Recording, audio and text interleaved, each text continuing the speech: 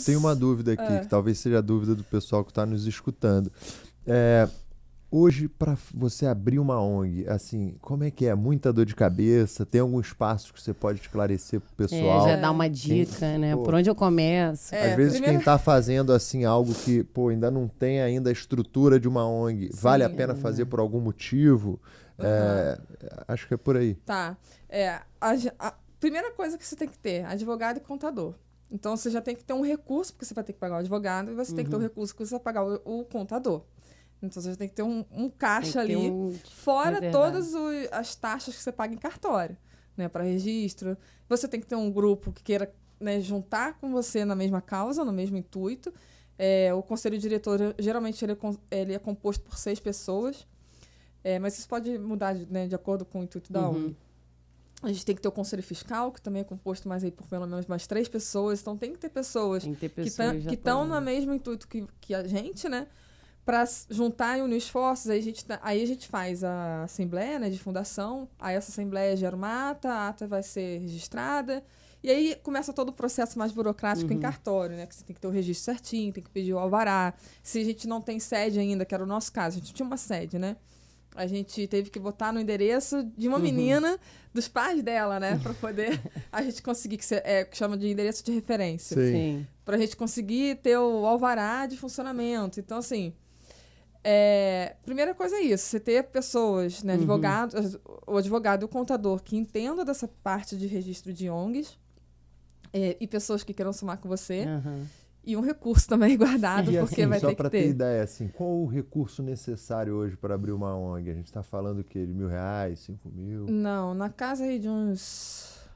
Na casa de uns 2.000. 2.000 para você abrir uma não, ONG? Não, um pouquinho mais, peraí. Porque só contador e advogado, né? Mas na casa aí de uns 4.000, talvez. E quanto tempo? Quanto tempo? Eu ia perguntar a mesma coisa. O nosso foi até um pouquinho mais extenso, porque a gente descobriu Pandemia também demora um pouco mais.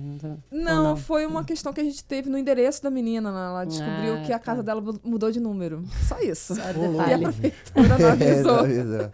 Então, voltou até descobrir e resolver o problema. A gente demorou um pouquinho mais para ter tudo certinho. Mas, assim, no normal, deve demorar uns 2 meses, talvez 3, no máximo. Entendi. O nosso durou... A gente fundou em outubro de 2020, a gente conseguiu o alvará definitivo mesmo, foi em junho do outro ano. Caraca. Maio, não, foi maio do outro ano, de 2021. Você sentiu que é mais difícil por ser ONG? Porque parece que hoje, assim, em 30 dias você consegue ter um CNPJ, abrir uma empresa.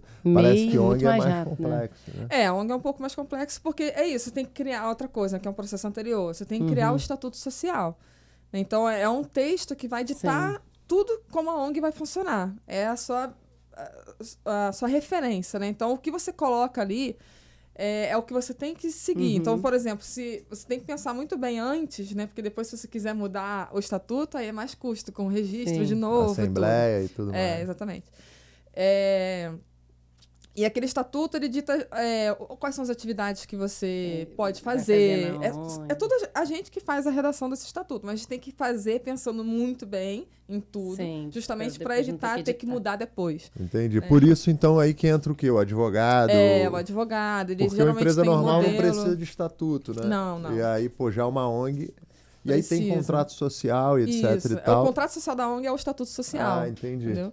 E aí ele tem isso, todas as atividades, a missão da ONG, como é composto o conselho diretor, como é composto o conselho fiscal, quando que vai ter assembleia, quando que vai ter votação, né, eleição dos membros, o que acontece. Enfim, é a regra que vai ditar o que a ONG pode ou não fazer.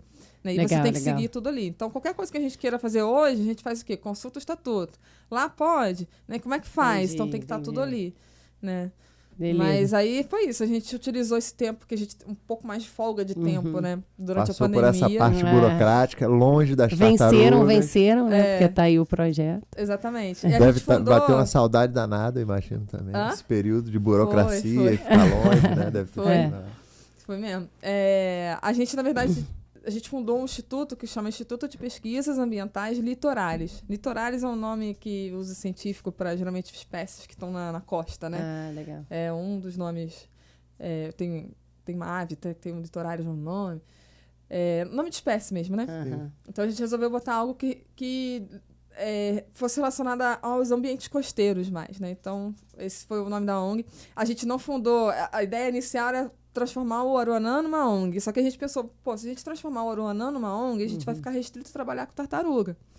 Então, vamos fazer um instituto, onde a gente põe a possibilidade de trabalhar com vários outros organismos, ambientes, comunidades, entre outros assuntos. E a gente traz o Aruanã para dentro da ONG. E foi o que a gente fez. E uma dúvida, Aruanã é uma tartaruga? Aruanã é outro nome que se dá à tartaruga verde. Então, por isso que a gente batizou o projeto de Sabia que tinha Projeto Aruanã. E